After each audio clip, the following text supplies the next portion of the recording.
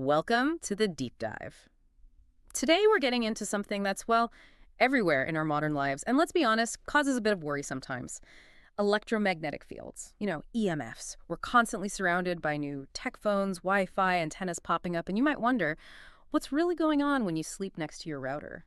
Or carry your phone in your pocket all day? Now, this is a super complex topic, really polarizing too. People have strong opinions, and finding, balanced info feels tough.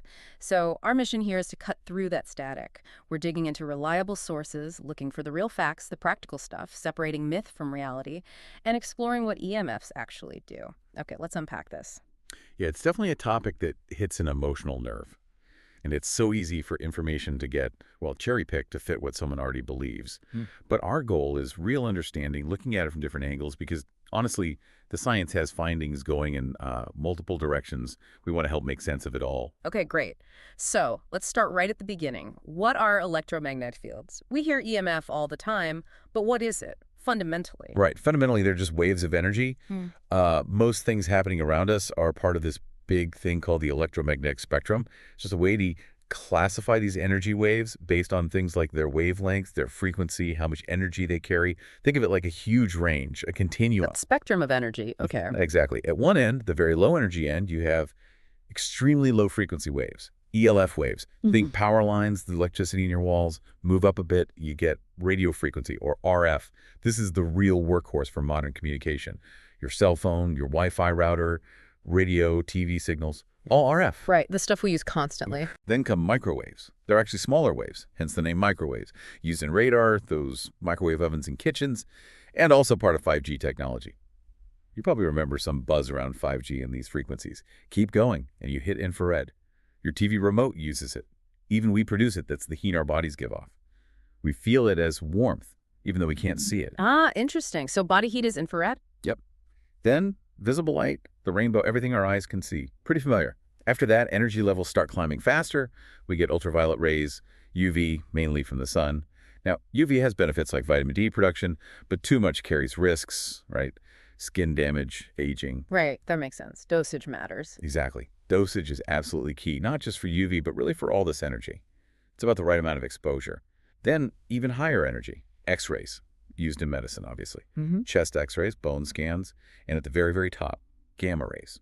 Super high energy, associated with things like nuclear processes, stuff happening in outer space. Wow, okay, so it's a huge range from power lines to gamma rays. It is. And generally, as you go up that list, the waves get shorter, the frequency gets higher, and they pack more punch, more energy. And here's something wild to think about. If it wasn't for Earth's own magnetic field protecting us from a lot of that high energy stuff coming from space, like cosmic gamma rays. We wouldn't be here. Exactly. We wouldn't be having this conversation. Life as we know it depends on that natural shielding. Absolutely crucial. It's our planet's built-in protection. Okay, so we've mapped out this vast spectrum. But the big question everyone has is, are all these waves equally risky? I mean, intuitively, X-rays seem way more concerning than, say, the light from this lamp. That's a perfect intuition. And it's not just intuition. There's a really fundamental scientific difference here. It all comes down to energy. Again, we basically split the spectrum into two main types. First, there's non-ionizing radiation. Think low energy. Radio waves, microwaves, infrared, visible light, all that stuff below UV on the spectrum. The key thing is, non-ionizing radiation doesn't have enough energy to knock electrons out of atoms or molecules. It can't break chemical bonds, like in your DNA. Okay, so it can't fundamentally change your cell's structure. Exactly. That's why at the levels we normally encounter, it's generally considered safe. Significant harm would require, incredibly high intensity for a really long time, not your typical exposure. Got it. Non-ionizing, low energy, generally safe. What's the other type? The other type is ionizing radiation. This is the high energy stuff, UV, X-rays, gamma rays. This radiation does have enough energy to knock electrons loose to break chemical bonds. And that means it can damage biological tissues, including DNA. That can lead to mutations, increase cancer risk. These are the ones you definitely need to be careful with. Okay, so that's the crucial split, ionizing versus non-ionizing. How does our body actually react differently to them? Well, ionizing radiation, by breaking those bonds, can create unstable molecules called free radicals. This causes oxidative stress, damages cells. At high doses, you get serious problems, burns, cataracts, nervous system damage, and of course that increased cancer risk. Accelerated aging is also linked. Right, the stuff we associate with radiation danger. Pretty much. Yeah. Now, non-ionizing radiation is different. Take those radio frequency waves from, say, your Bluetooth earbuds. What do they mostly do? They make water molecules in your tissues vibrate or rotate a bit faster. And that creates. A tiny amount of heat. That's the main effect. It's called the thermal effect. Yeah. But at the low power levels used by things like Bluetooth or even your Wi-Fi, this heating effect is minuscule, far too low to cause damage. So that's why health organizations generally say Bluetooth is safe. And things like smart rings that use RF. Exactly. They operate at very low power levels within that non-ionizing part of the spectrum. Yeah. The primary mechanism for harm isn't really there at those exposures. So yeah, the big picture is low energy, non-ionizing EMFs aren't the big bad boogeyman they're sometimes made out to be. Okay, that clarifies a lot. One type, ionizing, is a real concern. The other, non-ionizing, generally isn't at everyday levels. So what does this mean practically? How do we protect ourselves? And maybe let's bust some myths first. Yes, let's. Because there are a lot of products out there claiming to block EMFs. Yeah. Special pendants, cards you put in your wallet, stickers for your phone. Seen those online. Right. Bottom line, save your money. There are no magic bullets. Studies consistently show these things don't actually block or neutralize the electromagnetic fields you're exposed to. They're just ineffective. Okay, so no magic amulets. What actually works then, if someone is concerned? Real protection depends entirely on what type of field you're trying to block. For electric fields and radio frequencies, so Wi-Fi, cell signals, that kind of thing, the only truly effective shield is something called a Faraday cage. Like the mesh on a microwave door. Exactly like that. It's a metallic mesh or enclosure that blocks those waves. You could get specialized shielding film for windows if you live, say, right under high-voltage power lines or next to a substation. But it would block your cell signal, too. Precisely. It blocks everything in that frequency range, so not very practical for most homes unless you're in a really extreme situation. Right. Now, for magnetic fields, the kind from power lines or electrical appliances, protection is almost never needed in a home setting.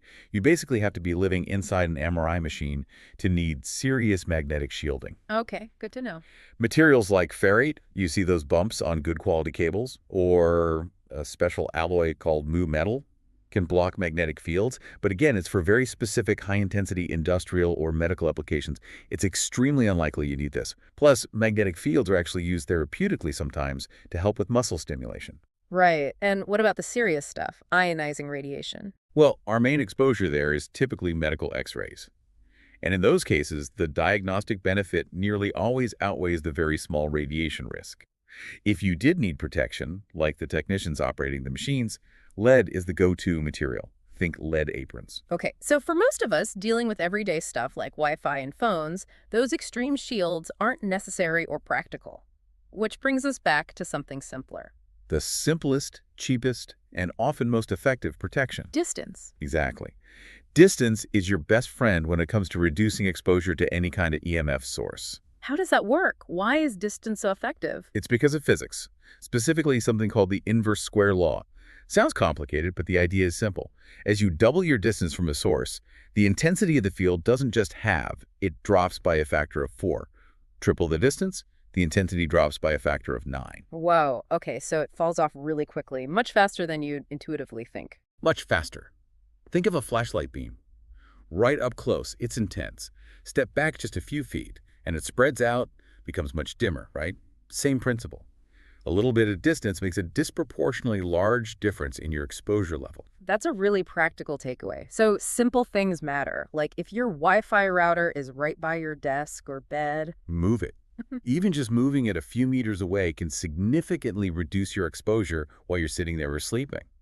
Maybe use a longer Ethernet cable to place it further down the hall. And your phone at night, instead of the nightstand right by your head. Put it on the floor by your feet or across the room. You can still hear the alarm, but you've drastically cut down that close-range exposure while you sleep for 8 hours. Simple, free, effective. Okay, that's clear and actionable. Now, let's wade into the murkier waters, the areas where there's more debate and maybe some conflicting information. We mentioned organizations like IRC classifying EMFs and RF as potentially carcinogenic. What's the story there? Right, potentially carcinogenic group 2B. That sounds scary, but it's crucial to understand what that classification means. It signifies limited evidence in humans and less than sufficient evidence in experimental animals. Coffee and pickled vegetables are in the same category for context. Okay, context is key. So what specific concerns have been raised in studies, and what's the nuance? Well, let's look at a few common ones. Melatonin reduction. There was a mouse study showing strong magnetic fields lowered melatonin. Melatonin is vital for sleep and other functions, so that sounds concerning. Hmm. But the exposure levels were enormous, 10 to 100 microteslas. That's vastly higher than anything you'd encounter in a normal home environment. Think MRI machine levels again. Right. So not really applicable to everyday life. Okay. What about the link sometimes mentioned with childhood leukemia? Studies have suggested a possible statistical link between prolonged exposure to magnetic fields above a certain threshold, like zero point 0.3 or zero point 0.4 microteslas, and a slightly higher risk. But again, achieving that kind of constant exposure is rare, often linked to living extremely close to major power infrastructure, and might be confounded by socioeconomic factors. It's not about typical home exposures. And then there's electromagnetic hypersensitivity people reporting headaches, fatigue, tingling when near devices. Yes, EHS. People genuinely experience these symptoms, and that's important to acknowledge. However, rigorous double-blind studies where neither the participant nor the researcher knows if a real EMF source is active have generally failed to show that people with self-reported EHS can reliably detect EMF presence or that their symptoms are consistently triggered by it. You mentioned that anecdote about the telecom tower. Ah, yes, the classic example. Right. A new tower goes up, people start reporting symptoms. Turns out the tower hadn't even been switched on yet. It wasn't emitting anything. So that doesn't mean the symptoms aren't real. Absolutely not. The symptoms are real. But it suggests the cause might be complex, potentially involving psychological factors like the nocebo effect, expecting harm leads to feeling harm, or perhaps misattribution of symptoms from other causes. So for someone experiencing this, what's the advice? Even if the direct link isn't proven in blind tests, if someone feels better by reducing exposure, then distance from sources is still the practical strategy. Extreme measures like shielding the whole house are probably unnecessary for most, though. What about general health impacts from radio frequency? Like overall, does it damage our cells? Most research suggests no. A huge review looked at tons of studies. 80% found no genotoxic effect, meaning no DNA damage, even with varying intensities and durations. Studies specifically on Bluetooth and male fertility showed no negative impact from normal use. Now, some animal studies have shown negative effects, but often using really high exposure levels way beyond what people typically experience. Okay. What about microwave ovens? People worry about nuked food. Right. Microwave ovens use non-ionizing microwaves to heat food. They work by making water and fat molecules vibrate rapidly, creating heat. That's it. The food doesn't become radioactive or fundamentally altered in some harmful way. And the door has that Faraday cage mesh. Exactly, to keep the microwaves inside. They are intense inside the oven, but the leakage is minimal in modern, undamaged ovens. If you're worried, just don't stand right next to it while it's running. Step back a few feet, distance, again. Personally, I think they just ruin food texture, but that's a culinary opinion, not a safety one. Fair enough. Okay, let's tackle a big one. Fertility. You mentioned free radicals earlier. High energy radiation causes them. What about low frequency EMFs? There is some emerging evidence suggesting that even lower frequency fields might contribute to free radical formation or oxidative stress, especially with prolonged higher intensity exposure. The mechanisms aren't fully clear, but it's an area of ongoing research. And this ties into the cell phone in the pocket debate, right? Particularly for men. It does. There was a well-known 2009 study where they exposed ejaculated sperm directly to a cell phone that was actively making a call. They found increased oxidative stress and reduced sperm motility and viability. But the exposure was pretty unrealistic. Very unrealistic. Holding an active phone directly against a sperm sample for a long time isn't a real-world scenario. Later studies, like some in 2017, which looked at more realistic exposures or just men's phone habits, didn't find such direct negative effects on sperm parameters themselves. However, some epidemiological studies have found correlations, like men living closer to cell towers having slightly lower sperm counts, though correlation isn't causation. So the verdict on the phone in the pocket. The evidence for direct harm is weak or based on unrealistic scenarios, but given the possibility of thermal effects or maybe some oxidative stress from prolonged close contact, keeping the phone out of your front pocket if you're concerned about fertility seems like a simple, reasonable precaution. No harm in being cautious there. And for female fertility. There have been some animal studies, on mice for instance, showing potential negative impacts on ovarian follicles, and reproductive outcomes from cell phone radiation exposure. Hmm. But again, these often involve exposure levels or durations that might not directly translate to typical human usage patterns. More research is needed. Which brings up a really important point you touched on earlier. Why can't we just assume animal study results apply directly to humans? Oh, that's a critical pitfall in interpreting science news. Animals are different from humans, physiologically, metabolically, lifespan-wise. A dose that affects a mouse might be irrelevant to a human, or vice versa. Think about metformin, that diabetes drug. In mice, it can boost lifespan significantly, like over 30% in some studies. If that translated directly, it would be the biggest anti-aging breakthrough ever. But in humans, the longevity effects for healthy people are minimal if they exist at all. You just can't directly extrapolate like that. That's a great example. So animal studies give clues, but they're not definitive proof for humans. Exactly. They guide further research, they help understand mechanisms, but you need human data epidemiological studies, sometimes clinical trials, to really know the impact on us. So wrapping up the risks, yes, low-frequency EMFs, especially at higher intensities or durations, likely can contribute to some oxidative stress, as seen in animals. So it's plausible in humans. But, Lord. but it's probably not nearly as bad as the worst fears suggest. It's another environmental stressor, perhaps similar in magnitude to many others we encounter daily. And the really crucial point, after decades of research and literally over 25,000 studies, no major health organization has found a consistent proven link between everyday EMF exposure and serious diseases like cancer. The evidence just isn't there for that kind of causal link. Okay, that provides some much-needed perspective on the risks. But wait, here's where it might get really counterintuitive. We've been all about potential downsides. Is there actually a positive side to EMFs, things they can do for us? Absolutely. This often gets overlooked in the scare stories. There are definitely beneficial applications. Like what? Well, remember those rat studies? Some actually showed increased testosterone levels when exposed to certain radio frequencies, the opposite of what many fear. More significantly, specific types of non-ionizing EMFs are being actively researched and used therapeutically. There's investigation into using certain frequencies to target and potentially destroy cancer cells using their properties against them. Wow, okay. Using EMFs against cancer? Potentially, yes.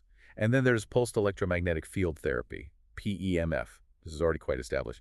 Specific pulse fields have shown good results for things like healing bone fractures, reducing joint pain and inflammation, improving wound repair. So targeted EMFs for healing. Exactly. And it's being studied for neurological conditions too, things like Parkinson's, MS, even Alzheimer's. The idea is to use specific fields to modulate cellular activity in beneficial ways. Plus, remember we mentioned magnetic fields for muscles. There are therapies using strong, focused magnetic fields to stimulate muscle contraction, helping build mass, particularly for people with age-related muscle loss, sarcopenia. That's fascinating. So EMFs aren't just something to potentially avoid, they're also a tool we're learning to use for health. Precisely. It's all about the specific type of field, the frequency, the intensity, the duration, the application. It's not monolithic. Okay, let's try to wrap this all up. It's clear this electromagnetic field topic is incredibly complex, and it's really easy to just grab onto information that confirms what we already think or fear. It really is, and that's why looking at the whole picture is so important.